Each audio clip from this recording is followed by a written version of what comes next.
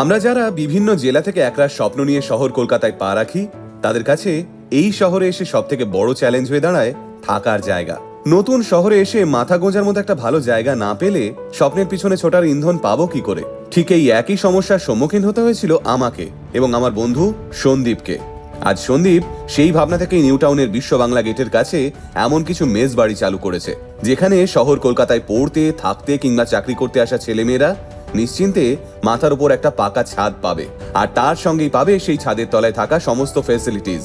এখন সন্দীপদের ক্রিসউইজ লাইফের মেস বাড়িতে প্রায় 1200 ছেলে মেয়ে নিশ্চিন্তে নিজেদের স্বপ্ন পূরণের লক্ষ্যে এগিয়ে চলেছে।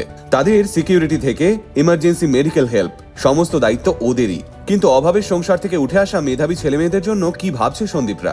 ওকে এই প্রশ্নটা করতেই ও বলল 10 জন এমন মেধাবী ছেলে মেয়েকে ওরা বিনামূল্যে থাকার সুযোগ করে দেবে। আজকালকার দিনে কজন এমনটা ভাবে? সন্দীপ সহ ওদের গোটা টিমকে অনেক শুভেচ্ছা রইল আমার তরফ থেকে। সবাই স্বপ্ন দেখুক, সবার স্বপ্ন সফল হোক।